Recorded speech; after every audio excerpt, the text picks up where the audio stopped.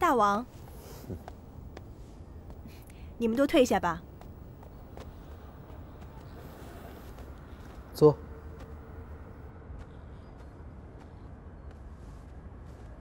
寡人想听听，你相信西施和范蠡的事吗？其实，信与不信并不重要，只要他现在对大王是真心实意，那些过往就不必再追究了。我奇怪的是，卫姬怎么会知道管娃宫的事？看来，他的耳报神还真是不少。他心里的怨恨，寡人明白。等过些时日，寡人会去安抚安抚他。这后宫里，盼望大王安抚的，可不止卫姬一个人。寡人整日国事缠身，哪有这些闲情逸致？不过寡人心里，倒的确是愧对一个女人。大王说的是千庸的母亲宁妃，是因为她的病吗？不只是病。寡人这几年很少迈入她的房门。她出身卑微，相貌平平，要不是生下了千庸，寡人也不会纳她为妃。但既然纳她为妃了，就是寡人的女人。寡人现在只有2个王子，除了有儿就是千庸。寡人冷落了她，倒真的是心生愧疚了。我知道，大王虽然有最宠爱的妃子，可是心里还是希望这后宫里所有的女人都能够生活得惬意。知我者王侯也。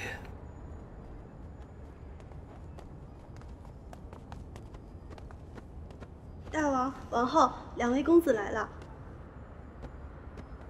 儿拜见父王，拜见母后，拜见父王，拜见王后。千庸，你母亲身体近况如何？回父王，好多了。你的学业呢？比不上哥哥。怎么比不上哥哥了？哥哥都已经在读《左传》了，先生说那是更深的学问。那你可得跟哥哥好好学习啊。是。有儿，这次公子江聪对你的款待陪行非常满意，看来寡人交付你的事，你做得很好。父王夸奖了。告诉父王，你对公子江聪的看法如何？他如同父王所说，他有志向，有抱负，只是年轻稚嫩。寡人在问你，你认为江聪有可能登上王位吗？如果靠他自己，可如果父王能够助他一臂之力，也许会有可能。寡人听说这个人贪恋女色，心胸狭隘，这可不是王者之相。儿倒是没有看出来。不过，英雄未必无情。这话说的倒也有理。千庸，这次太宰国痞要到越国去处理些事务，父王想派你随同前往。不是要你做些什么，你是要跟着太宰好好的学学、看一看，受些历练。儿听父王的，一定好好跟随太宰，历练自己。天佑，到我的书房去坐坐。好啊，夫人，你给我讲解《左传》吧。父王都说了，我得好好跟你学，走吧，走。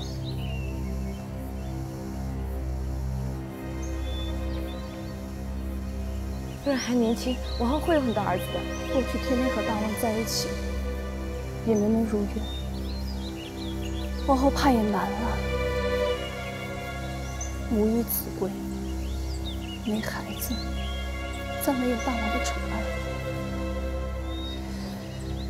人老珠黄后就要尝尽生不如死的滋味。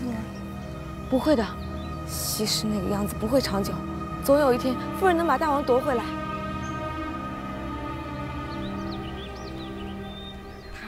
竟然跟侍卫私通，听说还有了孩子。真的啊？他现在被赶出宫去了。你们，别说。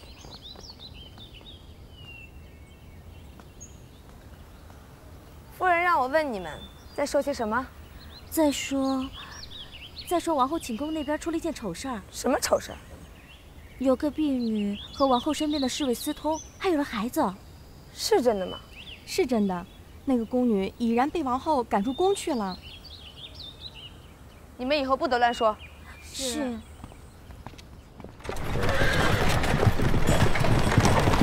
闭锁别院，不会有人知道吧？是我亲自和他们把那个婢女接过来的，没有任何人知道。那他的家人呢？在这个赌城里，他只有一个父亲。听说女儿出了事，吓得早就跑没影了。夫人尽管放心。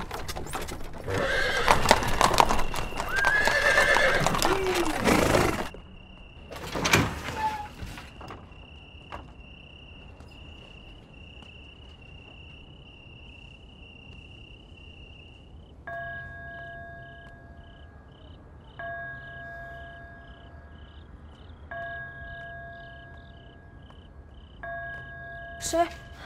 我。这么晚了，大王还没有来吗？没有。2顿饭了，西施姐姐她一口也没有吃。为什么？还不是因为白天的事儿。我去看看她。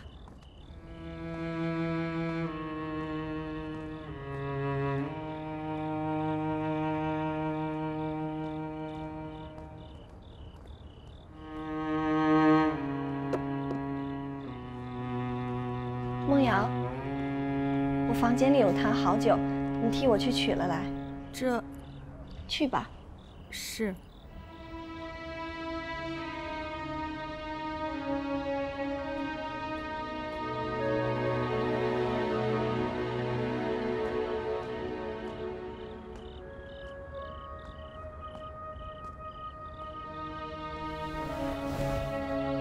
西施，西施。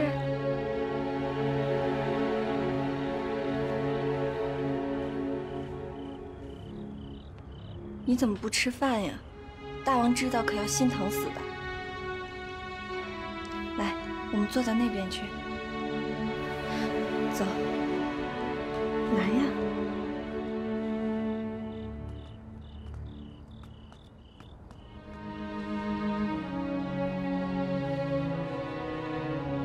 我真的没有胃口，实在没有胃口就不吃。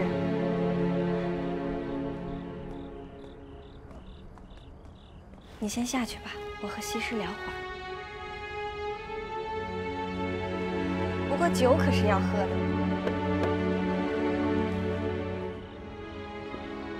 酒可是个好东西，心里高兴它可以助兴，心里愁苦它可以消愁。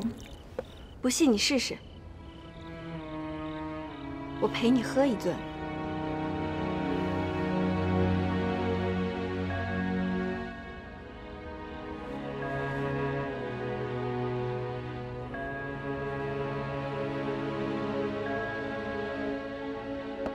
我听梦瑶说，你还在为白天的事不开心啊？我要是你啊，心里乐都乐开花了。你和范将军被大王堵个正着，要是换了别人，10条命也没了。现在大王不但不怪罪，反而像往常一样待你，这还不值得高兴啊？连喝3樽，我保管你什么愁事也没了。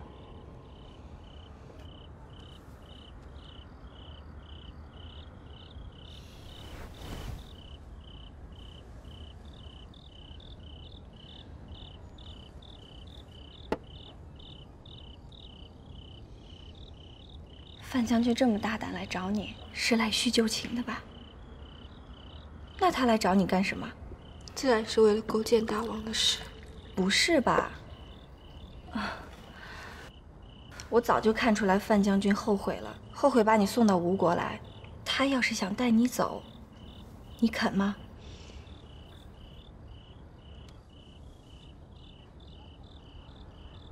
我也后悔了。后悔，根本就不该答应他到吴国来。我知道他心里苦，也知道他这样做是为了越国，为了大王。我能理解他，可我不能赞同他。他说他确实失信，根本上是为了对勾践的承诺。可见我在他心里的位置。是可以舍弃的人，孰轻孰重，我很明白。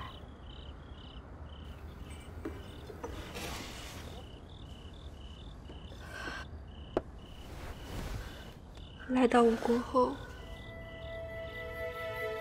我发现福差大王不像他们说的那样，他善良体贴，他宽容大度，他原谅了我一次次的顶撞跟冒犯。你也知道我在他心中的位置和分量，人非草木，孰能无情？那你就甘愿舍弃范将军了？我该放弃了，不仅为了我。也是为了他。那越国的事呢？勾践大王的事情呢？你可别忘了，我们都是越国人呢。我们都是人，我不能像范蠡一样对我的去待夫差大王。这样的滋味，我尝够了。我不想再做一件对不起夫差大王的事。我不能骗自己，不能骗他。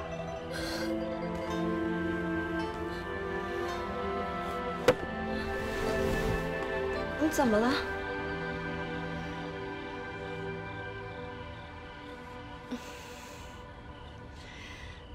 你说的没错，救难解愁。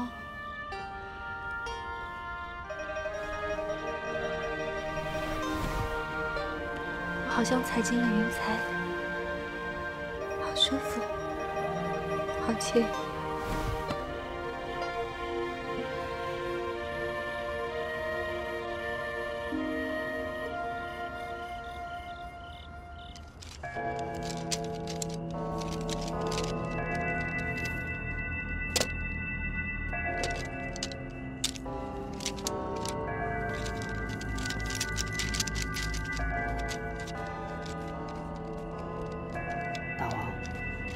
时辰不早了，回管华宫歇着吧。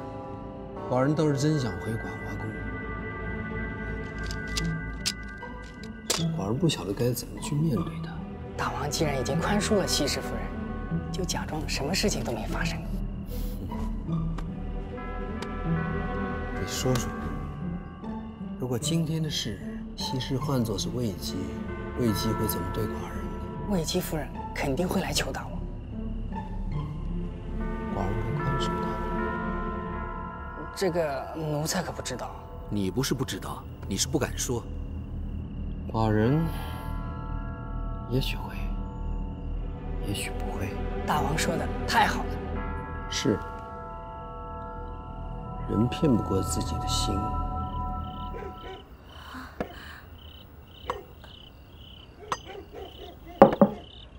给我。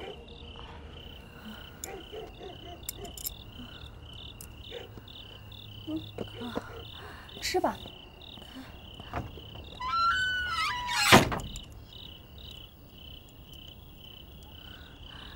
吃。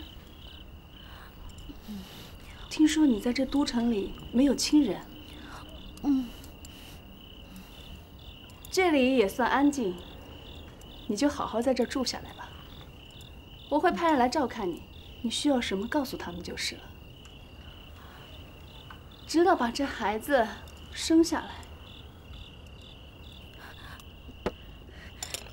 谢谢夫人，谢谢。我的话还没有说完。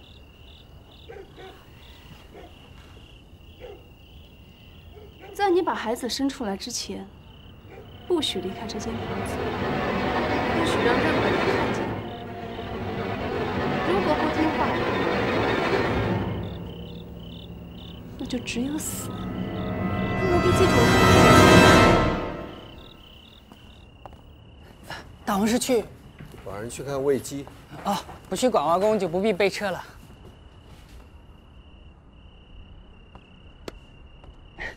大王是？喜子。哎。备车。好嘞。水，我要喝水。来。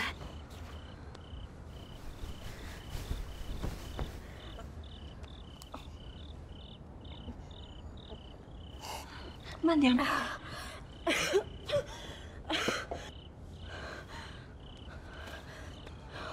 我不要再做奸细，我不要做差事。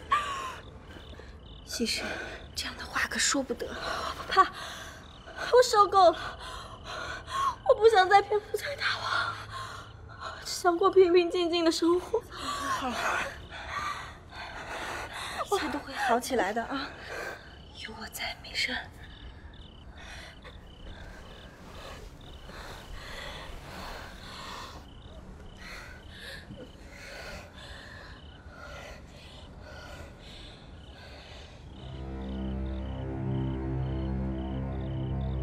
安安静静的日子，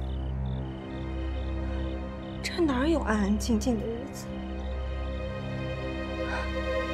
不做天上人，就做地下鬼。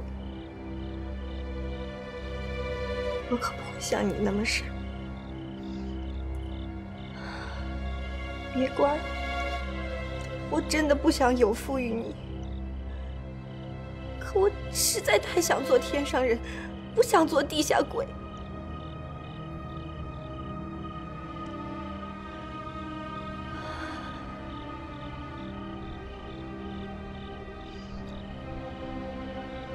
天怨地，不如怨命。靠天靠地，不如靠自己。夫人，他来了，还不快见过夫人！老奴叩见夫人。听说你那是都城里最好的医馆，你是医馆里最好的郎中。老奴不敢当。起来吧。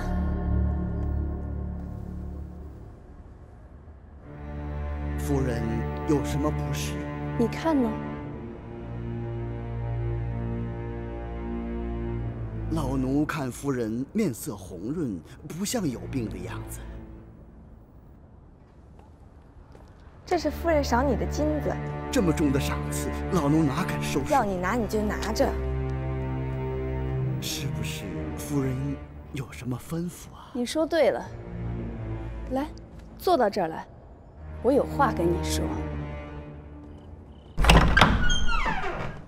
大王，西施夫人在候着您呢。正旦恭迎大王。是你。大王，你终于来了。西施。他喝醉了酒，已然睡下了。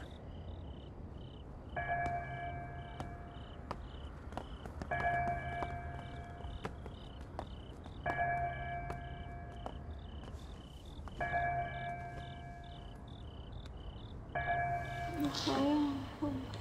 怎么会醉成这样呢？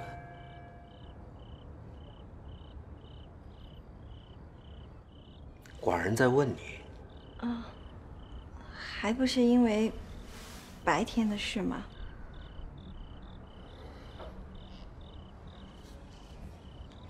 他跟你说了些什么？他说我是怕大王怪他，人非草木，既是一份情缘，哪能说断就断呢？故国难忘，故人难舍嘛。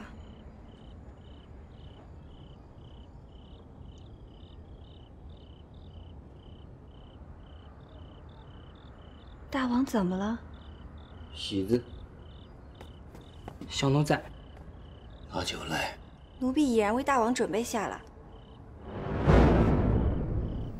夫人，老奴不敢，老奴不敢。你是不肯答应吗？这事要是让大王知道了，这可是诛灭九族的大罪。大王不会知道，可是你已经知道了。你说本夫人会怎么处置你呢？夫人，你饶过老奴。可是我除了灭口之外，没有别的办法。说吧，你是答应还是不答应？说呀！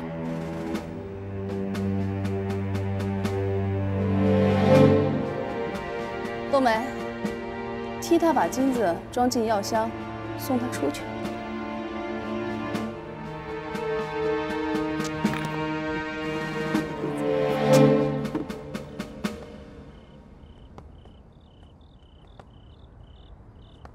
寡人记得这里原来是这是奴婢按照自己的意思布置的，不知大王喜欢不喜欢？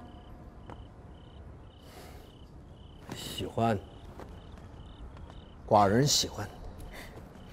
大王请坐。奴婢知道，白天的事是那个西施惹怒了大王，所以奴婢就在想，怎么才能让大王高兴起来呢？从天黑起，奴婢就在这儿等呀等呀，总算把大王给等来了。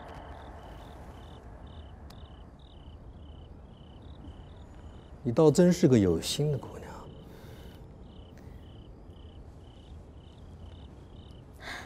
大王还想看奴婢跳舞吗？想是想看，不过现在夜深了，那些乐工，奴婢早就让他们备下了。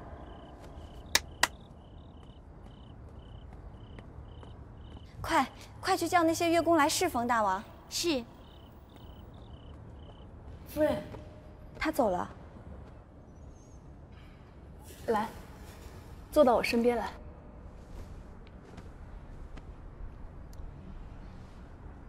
这个是我在魏国做公主的时候，父王赏赐给我的。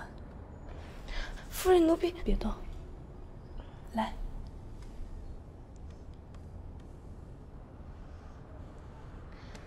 谢谢夫人。记住，这件事情不能让任何人知道。如果传到大王耳朵里，我们主仆只有一死。夫人放心，都没记下了。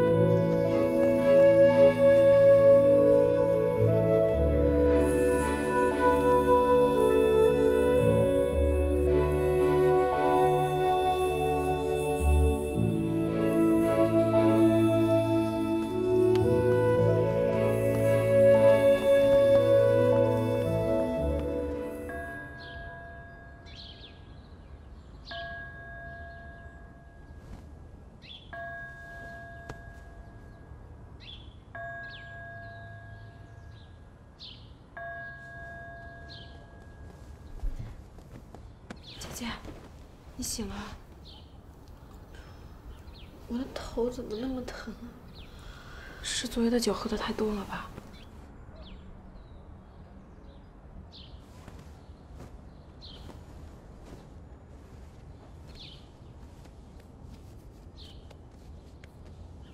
哎呀，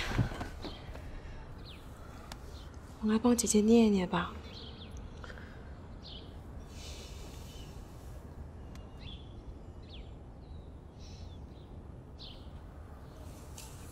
大王昨天没有回来，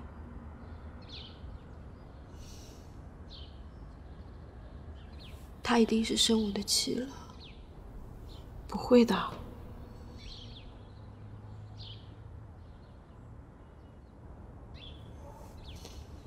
姐姐，我们还能回越国吗？怎么突然想起问这个？因为我一天也不想待在这儿，这儿再好也不是我们的家呀。姐姐，你不想家吗？谁能不想？但是想，又有什么用啊？你不会再帮越国，再帮勾践大王？就是因为这里的夫差大王对我们好，其实很多事你还不懂。不过你放心，就算我不帮越国，也永远都不会做出伤害越国的事。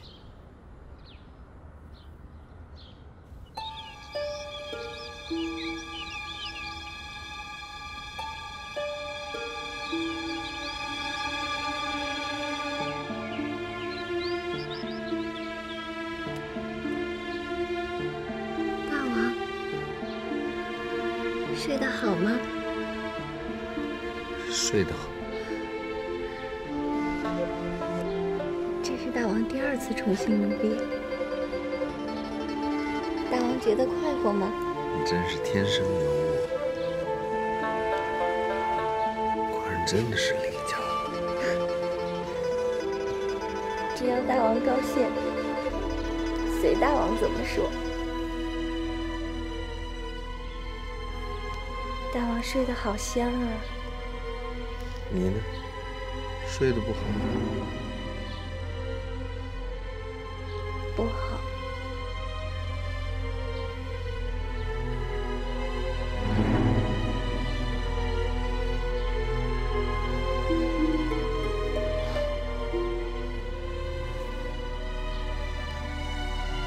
不要哭，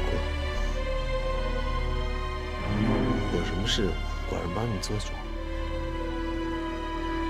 宫里不少人都在说我，说你什么？大王宠幸了奴婢，又不要奴婢，奴婢肯定不是个好女人。寡人怎么可能不要你？那我算是大王的女人吗？你当然是寡人的女人了。可连个名分也没有。原来说了半天是为了这个。好，寡人从今天起就封你为妃，你和西施就住在寡屋里，好吗？大王说话当真？当真。谢大王。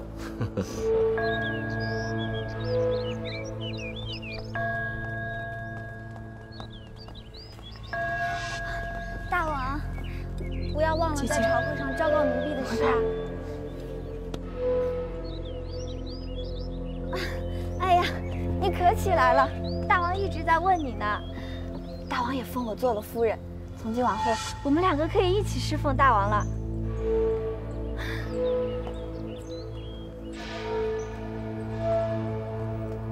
哎，姐姐，大王，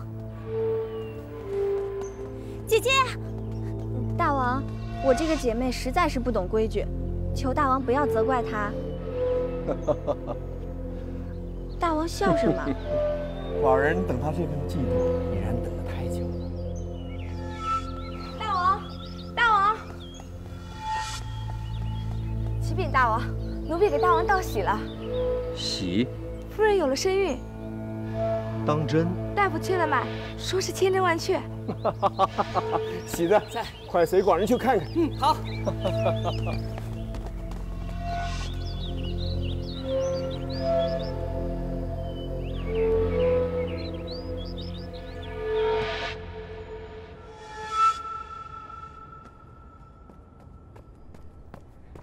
启禀夫人，郎中来了，让他进来见我。是。老奴叩见夫人。看看我的肚子。老奴不敢。你是郎中，抬起头来。这样，还行吧？保胎的方子开好了吗？开好了。既要做，就要做得像。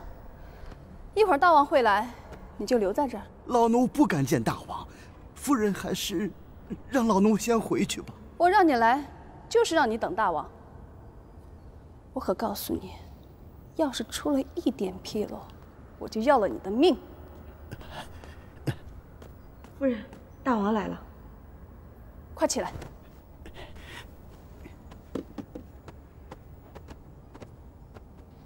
不要这样畏畏缩缩的样子。大王问你什么，你回话就是了。是。爱姬，大王来看你了。大王不是来看我的，是来看小王子的。多久了？早怀上了，只是现在显了怀，就没法再瞒大王了。为什么要瞒着寡人？一是怕大王分心，二是想给大王一个惊喜。何止是个惊喜，是天大的欢喜，让寡人好好看一看。来，小心，这有个台阶。坐好。大王，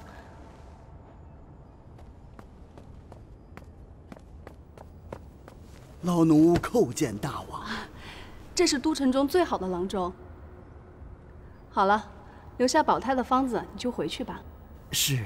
慢，寡人有话要问你。大王请讲。夫人的胎气可好？好，只是什么？只是比较虚弱，平日不能大动，免得动了胎气。你都记下了？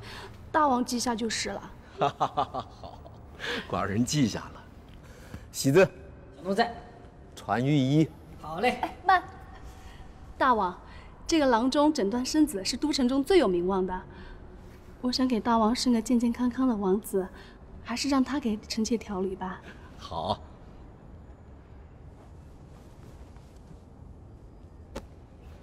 从今日起，你要天天到宫里来。夫人若有不适，要及早调治，只要能够顺顺利利把小王子生下来，寡人必有重赏。谢大王。退。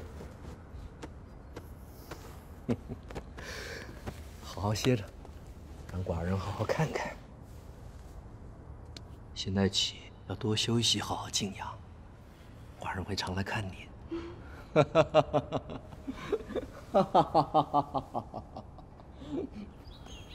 还不快闪开！哎呦！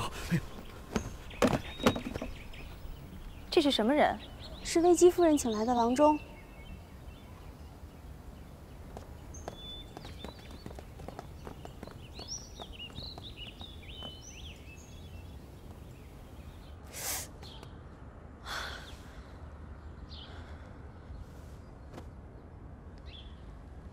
这卫姬怎么会突然怀孕了？不可能，这不可能！你听到没有？卫姬她有孕了。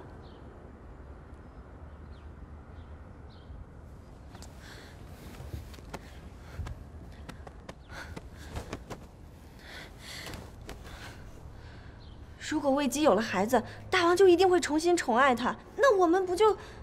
我们怎么了？大王就会冷落我们，卫姬就会算计我们呀。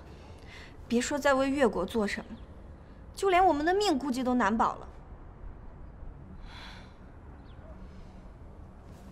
你就不着急嘛？是不是我想的太多了？大王有很多女人是天经地义的事，就算是卫姬给他生了孩子，他也一定会宠爱我们的。如果大王和卫姬是真心相爱的，那他心里一定就不会再有别的女人。王后驾到！王后姐姐，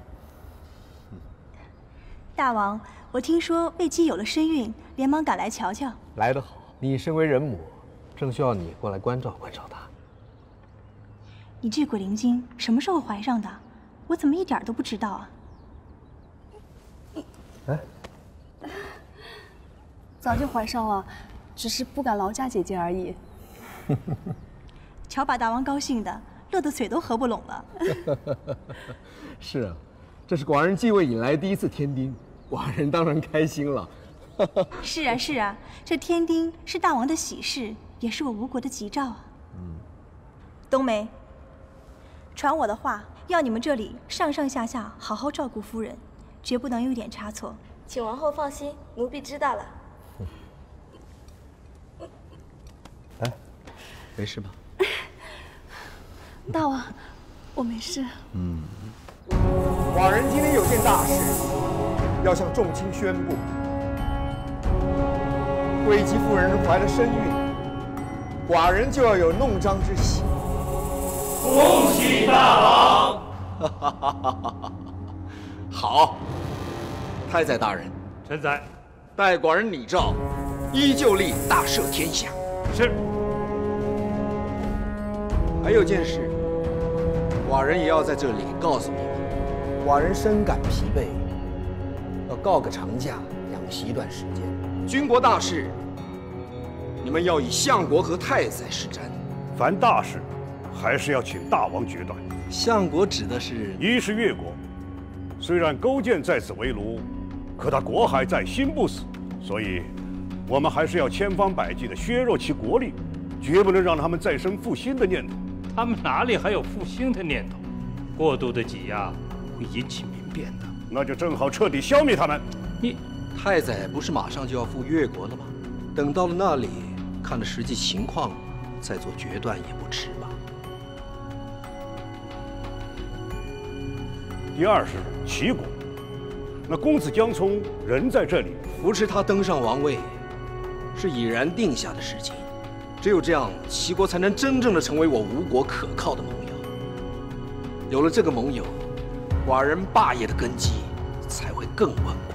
大王说的是啊，臣以为让齐国公子江聪多住些时日也无妨啊。这件事上等的是时机。相国以为呢？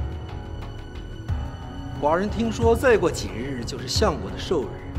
这样吧，寡人明天晚上在宫里为相国庆生。老臣担当不起啊。就这样定了。寡人累了，众卿散了吧。恭送大王。快点，快走！哎，你们在干什么？魏姬夫人怀了身孕，大王要各宫室张灯结彩庆贺呢。大王还在陈邑吗？早散了。有没有听说我的事？姑娘，什么事啊？你去吧。是。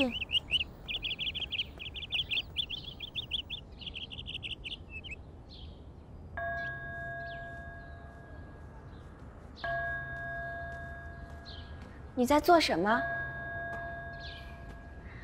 王后要做上婴儿的小鞋，给魏姬当贺礼。给魏姬？这是王后的意思，也是咱们家乡的讲究啊。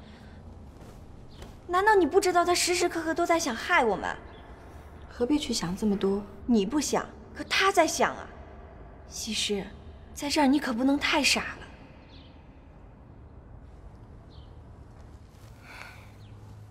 大王说好，要在今天的陈邑上昭告我封妃的事，可他根本就是忘记了。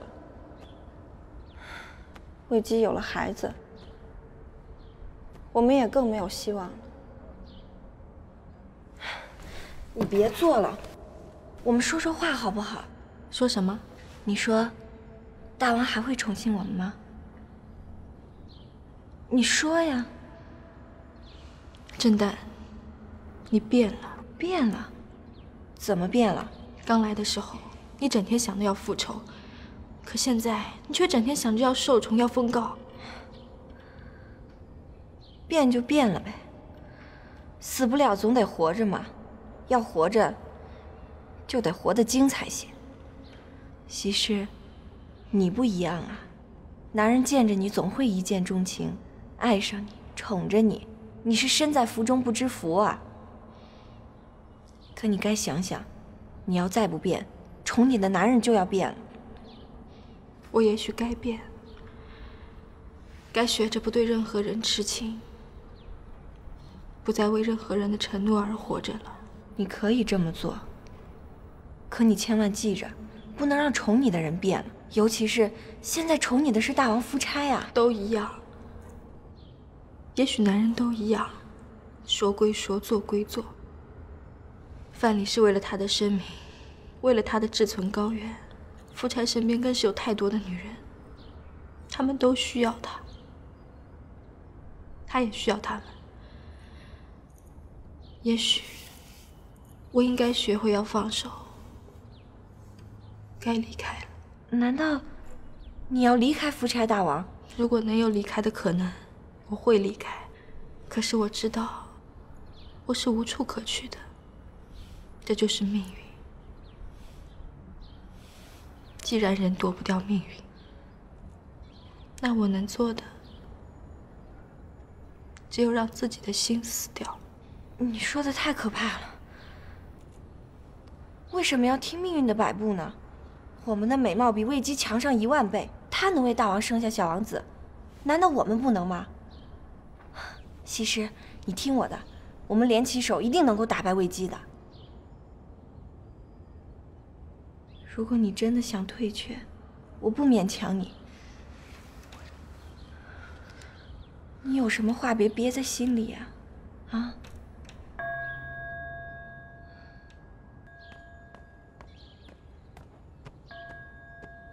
王后，那边的情形怎么样？几天前的一个深夜，魏姬夫人带着冬梅出宫了。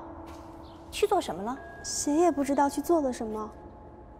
那这2天呢？这2天，冬梅时常不在魏姬夫人身边，听说也常往宫外跑。常往宫外跑。不要惊动他们，派人盯住冬梅，看看她到底去了哪。另外，把给魏姬夫人诊脉的那个郎中给我找来，就是我病。是。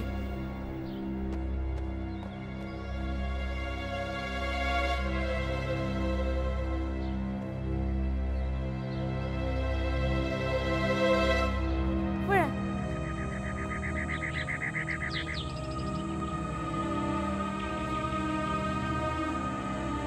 他还好吧？还好，照看他的人说他很听话，身子也没什么异样。那你出宫去，没人发现你？我很小心的，应该没有。我现在只担心2个人，一个是王后，一个就是西施。奴婢明白，王后正是因为有了公子有殿下，才没有遭到大王的冷落。如果夫人生下王子，自然成他的眼中钉。所以无论如何，不能露出破绽来。那个西施也如是，她要是知道我怀了孩子，肯定会百般要求缠住大王。这个该天杀的西施，一切都是因为他。他没入宫之前，大王的心思都在夫人身上，咱们干脆除掉他。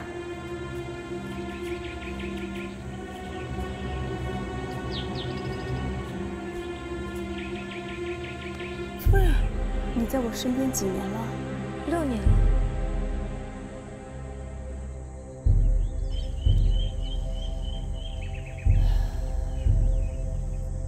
6年了，你从魏国跟我来到这儿，不容易啊。奴婢从心里愿意侍奉夫人。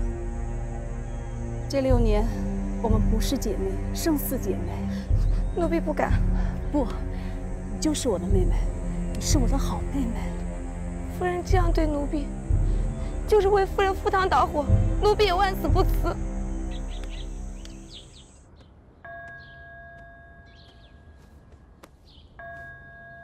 启禀王后，王后的脉象不浮不沉，和缓有力，没有什么大碍。可我有时晕眩得很呢。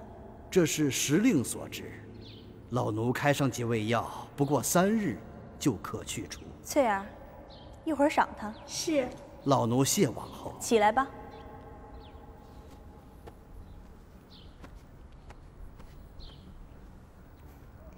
听说是你为魏姬夫人诊出喜脉的？是。依你看，是为王子，还是为公主呢？老奴医术亏欠，还不能断男女。喜脉是不会错的吧？魏姬夫人已经显怀了，该是不会错的。翠儿，拿了赏银，送她出去吧。是。谢王后。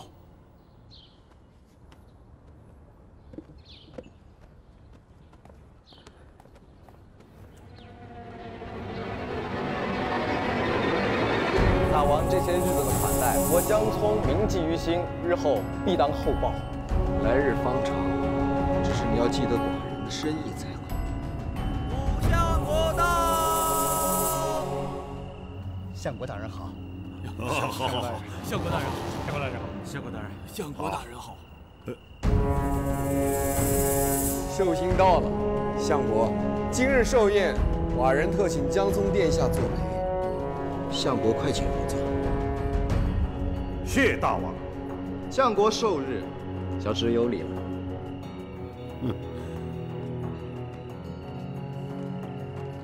相国这些年来尽心国事，为寡人为吴国立下了大功。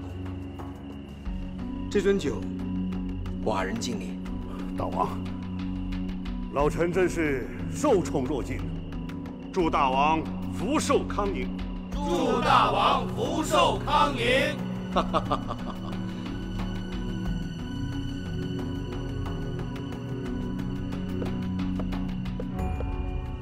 小侄早就听闻吴相国的威名，这次来吴国也是想向吴相国求教的。江松殿下过谦了。吴相国老当益壮，勇冠三军。虽然我不必时时和相国的意见相左，可那都是为了国事。其实我心里头对相国是最钦佩的。相国和太宰都是寡人的股肱之臣，你们两个人只要同心协力，那是寡人之福，更是吴国百姓之福。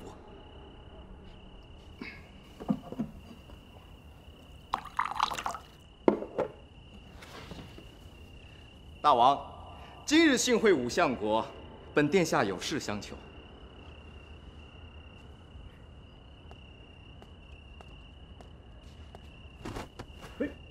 公子殿下，你这是干什么？武相国对齐国眼下的情势了如指掌，疑似小侄登上王位之后，一定和吴国缔结百年之好，更不会忘记吴相国的相助之恩。如果武相国肯答应，就请喝下这樽酒。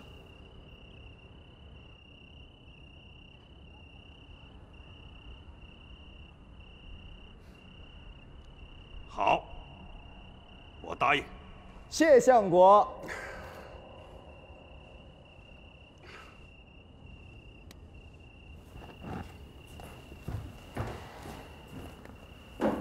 大王，臣已经答应了公子江聪，臣也请大王答应臣一件事。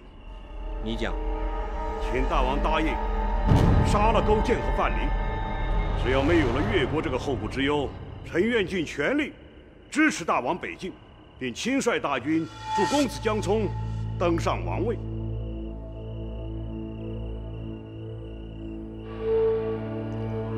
相国，容寡人好好想一想。来，喝酒。是，不然是我。什么事这么慌慌张张的？奴婢刚刚从王后那边过来，今天王后以看病为名，把来给夫人诊脉的那个郎中叫去了。后来呢？那个郎中倒没说什么。看来他是起了疑心了。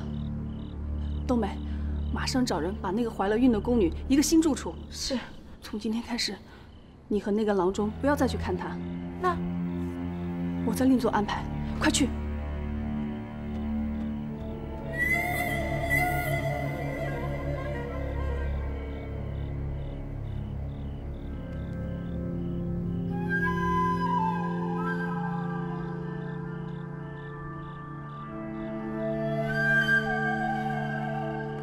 你要尽快有一份详尽的筹划，寡人会尽全力帮助你登上王位。多谢大王。来人，在。这是我给友儿新做的几件袍子，快给殿下送了去。再问问他还有什么需要的。是。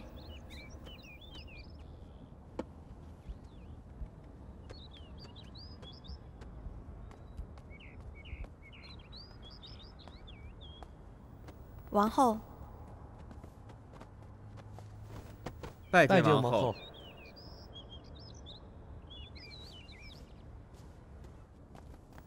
启禀王后，小奴在那郎中院外蹲守了3天，那儿出入的只有看病的百姓。他没有离开过家吗？没有离开。启禀王后，小奴让人跟定了冬梅，这些天她也没有出宫去。我知道了，你们去吧，不准大意。是。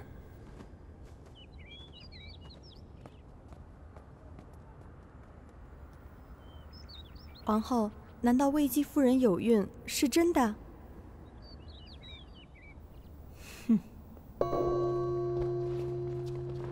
启禀大王，太宰大人前来向大王辞行了。臣叩见大王。平身。是。太宰明日要动身了。是啊，朕想问问大王还有些什么吩咐？你先到那边看一看，等回来再讲吧。伍子胥想让大王杀掉勾践和范蠡，大王拿定主意了吗？你可知道，寡人为什么一直留着他们？留他们不死，是为了彰显大王的仁德，让列国信服，为日后挺进中原，另霸诸侯。那为什么呀？那是寡人刚刚继位，不能一切信由伍子胥。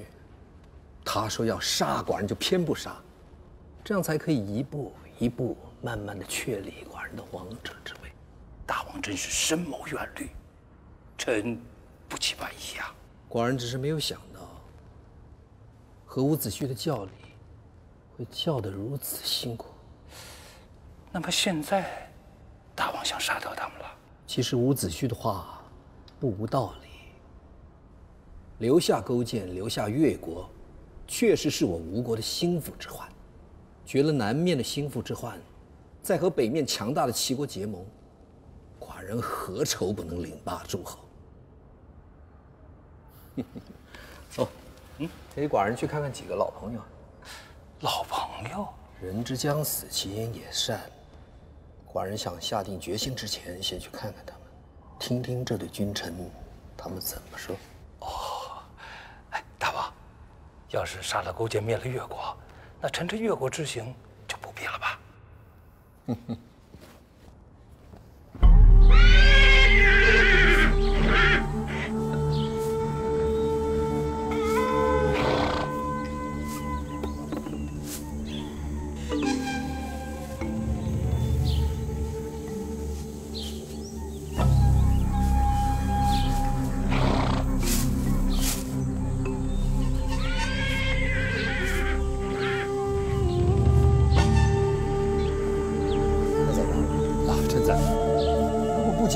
谁能知道这刷马洗曹的罪奴，竟是堂堂的越国大王？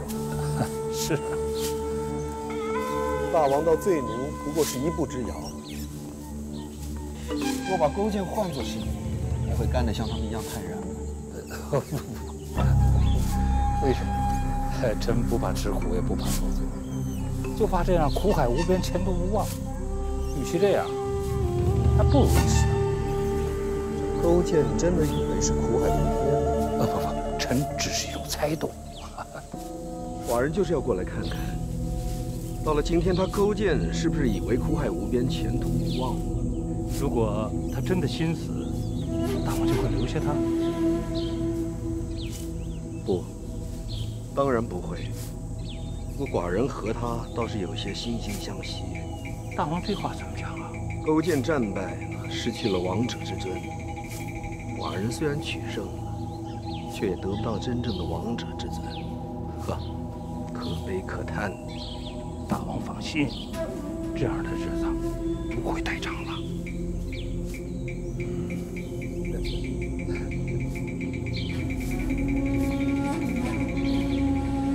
夫差。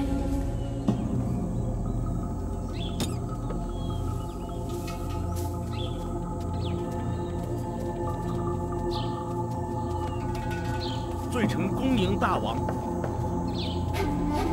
勾践，起来说话。谢大王。几日不见，你的气色大不如前呢。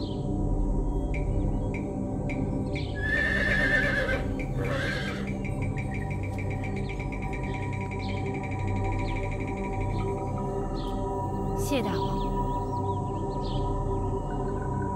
皇后的手，原来一定是柔嫩的，可现在却变得这么粗糙不堪。喜子，在。给勾践大王斟酒。是。为寡人的太宰喝酒饯行吧，他要去你们越国了。祝太宰大人远行平安。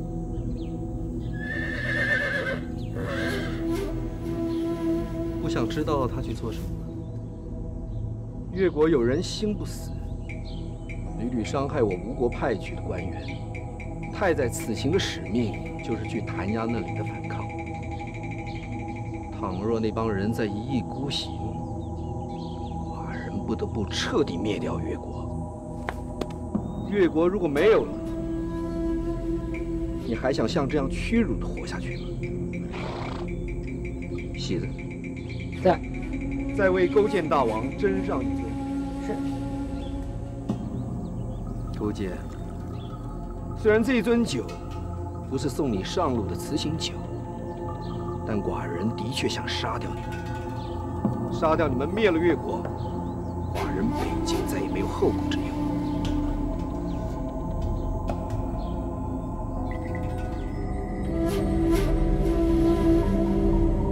谢大王。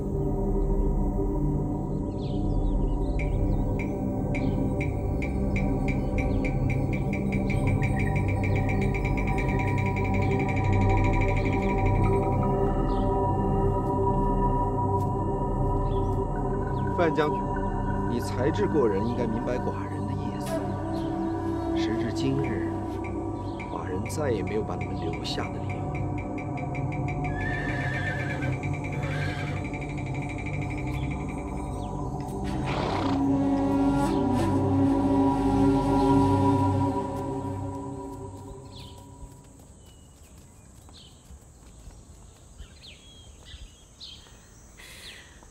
范将军，他要杀了我们，你听到了吗？他要杀了我们呀！你要想办法救大王，救越国啊！为什么摇头？范蠡无能。不，范将军是个最有智慧的人，一定能够想出办法。我替大王，替越国，求你了。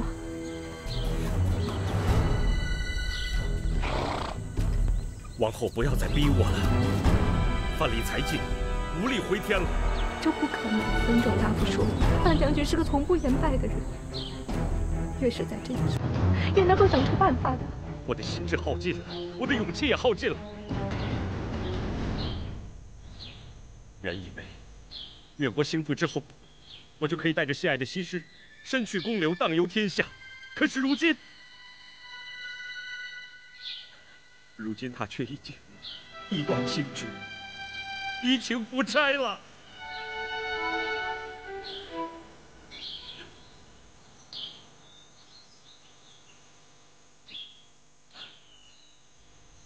哀莫大人心思，范蠡别无所求，我只希望夫差会杀了我，死了1、2百人，倒也干净。将军，将军！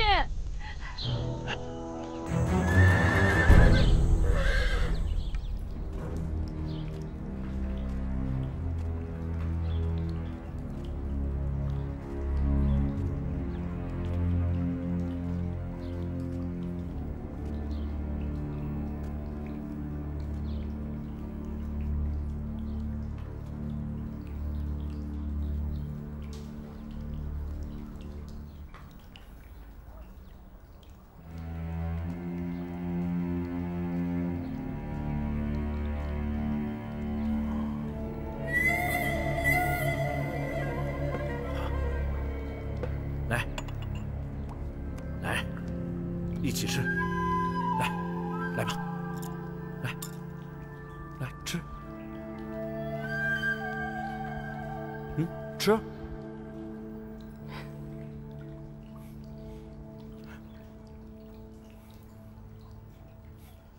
死到临头了，大王还吃得下？食色性也，只要活着，这吃断断少不得的。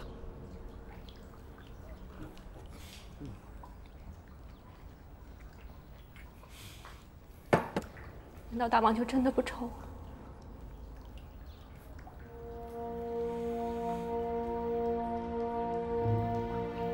你知道我越国的铸剑大师欧冶子吗？为了锻造好剑，历时10年。他先是走遍大山，寻找能够铸剑的铁鹰，得到铁鹰后，他又找到了清溪山旁的龙泉做剑池，在那里铸劈淬火，最后又历尽艰难，寻到了山中一个亮石坑，从坑底取出一块石头做磨石，磨了2年，才铸出3柄好剑，一柄叫龙渊，一柄叫太阿，一柄叫工部。大王为什么说这个？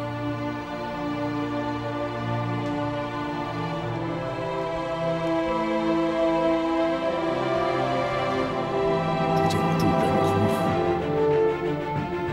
化人如无为母，就像是进了炼狱。这炼狱既炼筋骨，又炼心智。如今寡人就如同一柄还在锻打的长剑，只要我还活着，只要越国人还没有被杀光，总有一天，断旧的长剑砍下夫差的头。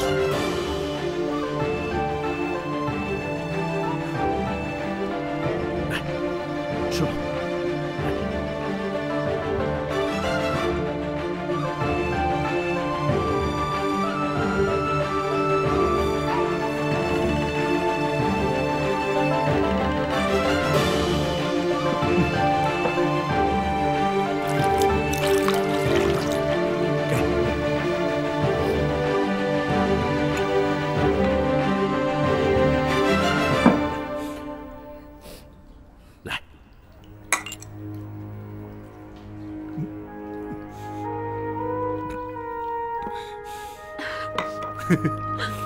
来，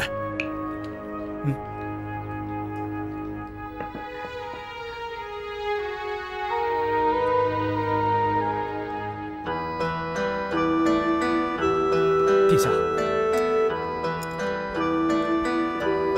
有什么消息吗？我刚刚见到了太宰伯嚭，他怎么着？他要出使越国了。臣有此理！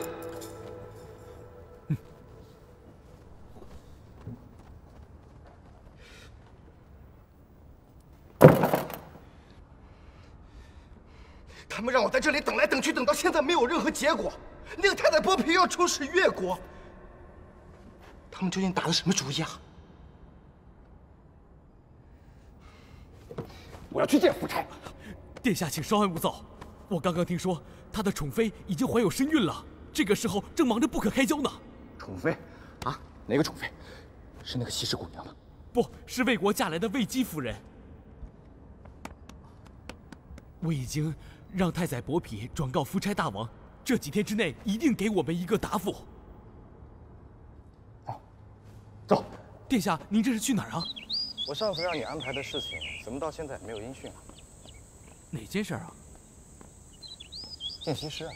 哦，听说西施已经入住管娃宫了。那你就帮我打听打听管娃宫在哪里。这可使不得，不是我不帮殿下，这是在吴国，私会吴国大王的嫔妃，是会惹大祸的呀。再大的祸，由本殿下替你承担。哎呀，这万使不得。就算是殿下心有所想，也要等登上王位之后再想也不迟啊。我管不住自己的心了。与他见过之后，我无时无刻都在想念他。与他相比，王位算得了什么呢？就算是不能和王位相比，但是也要办得到才行啊。难道安排我与他见上一面，你也办不成吗？如果你实在办不成，你就先回齐国去吧。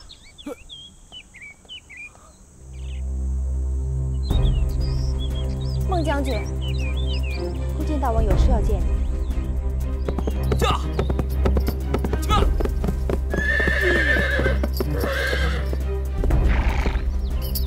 谢王后。孟齐参见大王。来，快起来讲话。谢大王。范将军，来，江苏那里情况如何？已然等得有些不耐烦了。吴王因为相国的反对，始终举棋不定。江从殿下等了一天又一天，时常大发脾气。还要另投别国吗？暂且没有打算，只是什么？只是他要急着见西施。他几次三番要我帮他，我都没有答应。末将看透了，他为情所累，难有作为。早晚有一天，我会离开他。要是你安排他和西施会面呢？这宫里到处都是眼睛，一旦让夫差得知，那又怎么样？那夫差就是不杀他，也会把他撵出吴国去。对，这样一来，吴齐两国的联盟也就无疾而终了。大王万万不可！为什么？就算夫差和江聪会火拼，也会迁怒于西施。这样一来，西施就不能再为大王所用了。范将军说的对，不能轻言放弃。孟将军，你去安排江聪和西施会面，切记不要告诉西施，我把全部罪责都推到江聪身上。即便如此，也是风险多多，还请大王三思。两利相权取其重，两害相权取其轻，凡事都会有风险。破掉吴齐联盟，就是冒险，也值得。孟将军也觉得不行吗？末将听命。倘若有什么难处，你去找郑旦，他一定可以帮你。是。孟奇大哥，郑旦，婉婷说你要见我，是勾践大王要我来找你。你跟我来。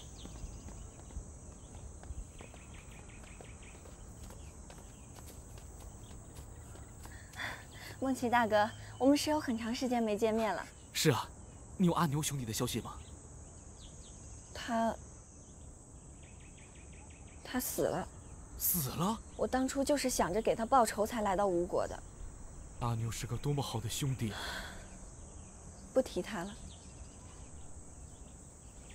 大王要你找我干什么？要你帮个忙。什么忙？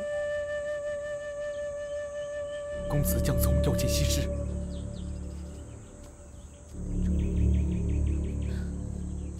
这万一要是被发现，事情可以完全推在江聪的身上。那西施也脱不了干系啊！好一个勾践大王！当初我和西施不顾死活答应了他，他现在竟然要对西施下手了。勾践大王为了复兴越国，也许实在没有其他的办法了。你不愿跟随公子江聪了？我当初投奔他，以为能干一番大事，现在看来，他贪恋女色，胸无大志，就算是登了王位，也不会是个明主。离开也罢。那你以后呢？勾践大王能如此忍辱负重，我还是愿意一心辅佐他。辅佐他？你真的以为越国还能复兴？他还能做大王吗？能，一定能。为什么？你没听说过仁者中昌的话吗？他是为了越国而仁，为雪耻而仁。能忍他人所不能忍者，必成大事。我刚才说的事情，你能答应吗？好，只待你安排好，就让婉婷告诉我。江聪一定会来吗？放心吧，他在那里早就等不及了。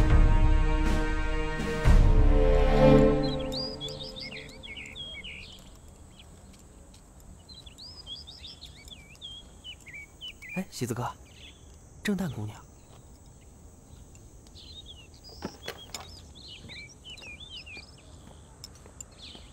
郑旦姑娘，来。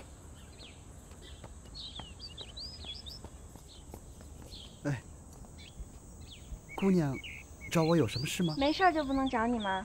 我单独和姑娘讲话，多有不便。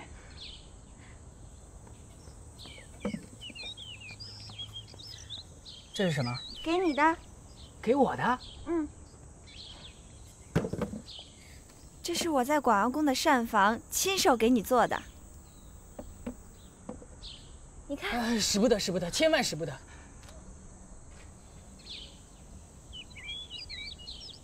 我在这儿，一个亲人也没有，就觉得你人好，是个能帮我的好哥哥。姑娘有什么话只管说，只要能帮，喜子不会说个不字。那你先尝尝我做的好吃不好吃？姑娘做的当然好吃了。那你吃呀。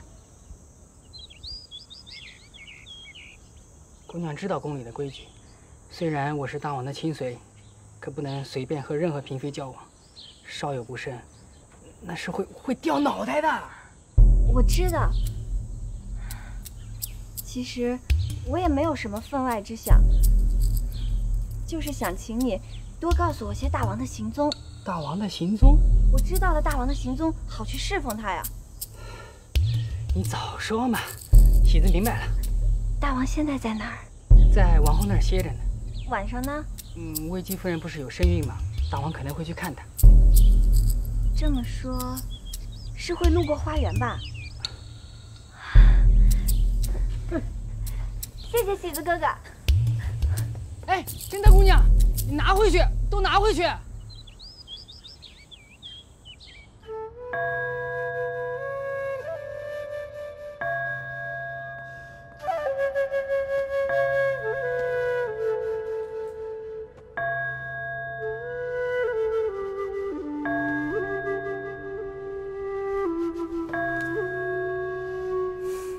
郑旦，把手放开。你怎么知道是我呀？你身上的香气，是吗？这是我让人从外面买来的蔷薇露，大王闻了肯定会喜欢的。哎，你听说过有一种叫体参香的东西吗？那是用来吃的，连服3日，口中生香；连服5天，浑身就会散发出香味儿。要是连服10天，无论谁从你身边经过，都会闻到那股香味儿呢。我已经托人去买了，要是买来，我们一起吃啊。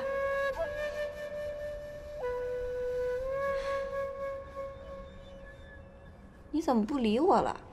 我在听你说。唉，这屋里太憋闷了。起来，我们到花园里去走走啊。你去吧。我就想让你和我一起去。走了，走。他真的要打你来了，殿下就不要再问了。倒也没什么变故。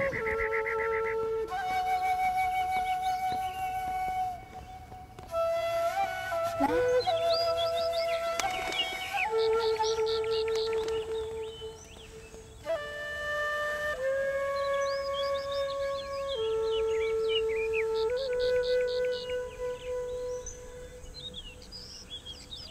你在想什么？我在想，当时我们在浣江边看晚霞，都仿佛是上辈子的事了。是啊，那时候我还想都城是什么样子，没想到如今不仅来到吴国的都城，还进了王宫。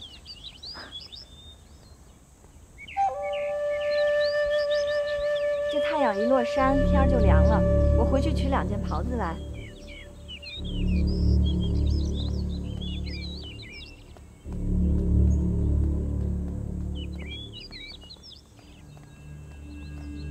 师妹，师兄，真巧，我们又见面了。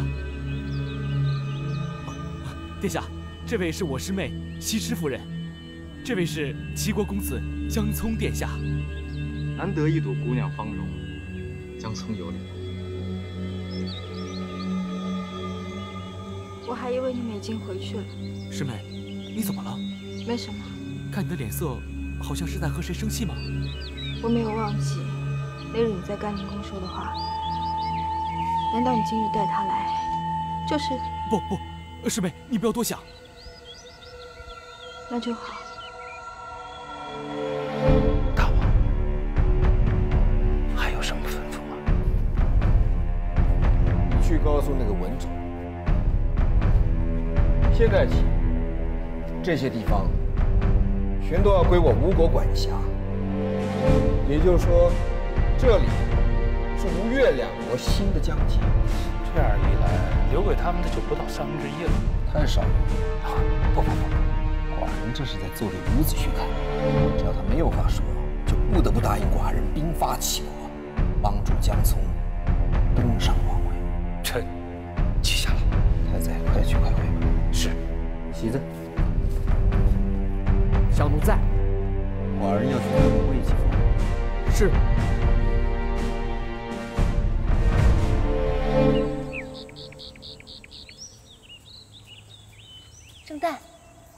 这里怎么样了？大王已经朝这边来了。哎呀，这个梦琪怎么还不快离开啊？师妹，你在拐花宫还好吗？那不是我想住的地方。为什么？我听正旦说。听我说什么？你们已经见过面了。还是那次在大殿里。哼，他做了将军，对人理也不理了。我正要让你说说他呢。孟琪大哥，你不是答应要送给我和西施礼物吗？礼物在哪儿？哦，师妹，我从齐国带来一些特产，这就拿来给你和正旦。哎，不必了。师妹，你先陪殿下说说话，我马上就回来。你等着，我跟他一起去。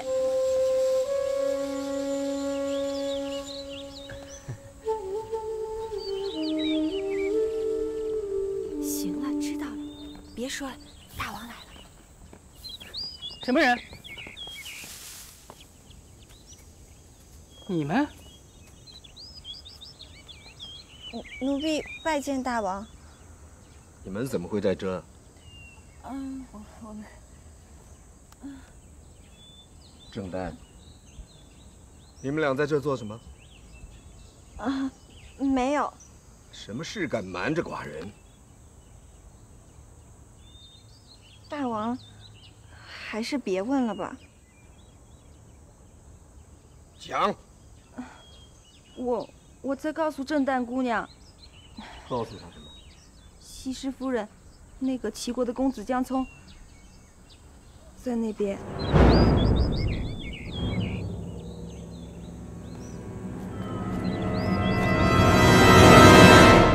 西施夫人的确是位倾国倾城的绝代佳人啊。公子殿下，孟琪将军是我的师兄，他是个极好的人，还望殿下多多关照他。自然，这是自然的。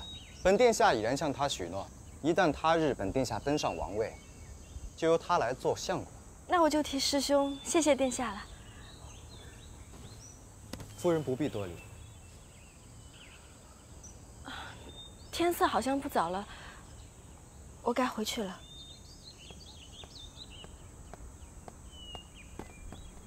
哎，夫人，等等。江聪对夫人仰慕已久，这件物品，请夫人务必收下。不，谢谢殿下的美意，我真的要回去了。莫非江聪如此不堪，让夫人这样不屑一顾？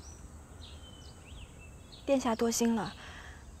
这里是吴王的后宫，我是怕被别人看到了，给殿下带来麻烦，还是请殿下快些回去吧。谢谢夫人，这样为我着想。不过这个礼物就算夫人不收，难道连看都不肯看上一眼吗？这是我齐国历代先王珍藏宝物其中的一件。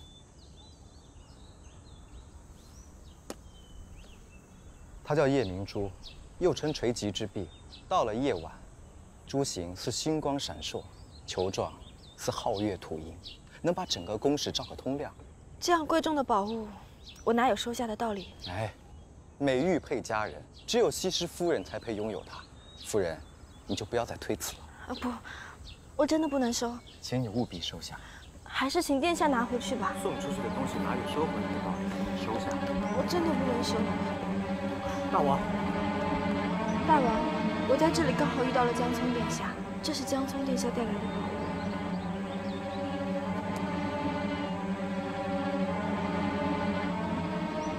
是带来送给你的。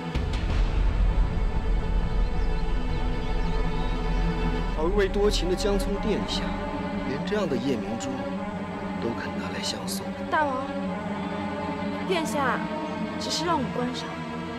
大王说的没错。我就是要将这颗夜明珠送给西施夫人。你的好意我心领了，还是请殿下收回去吧。好，既然是公子殿下的美意，岂有推辞的道理？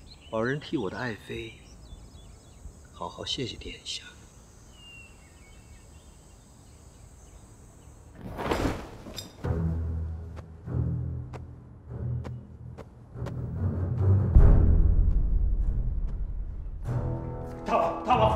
刚才挺喜的说，他说那个这个茹毛未退的臭小子，竟敢欺负了寡人堂婶，大王息怒，息怒！助他登上王位，险些和相国决裂。是这个不知天高地厚的东西，竟然恩将仇报，寡人岂能饶他？哦。 他是不是想用这个宝物让西施夫人在大王耳边进言，然后就这样？你没看他在西施面前的样子？寡人不是3岁小孩。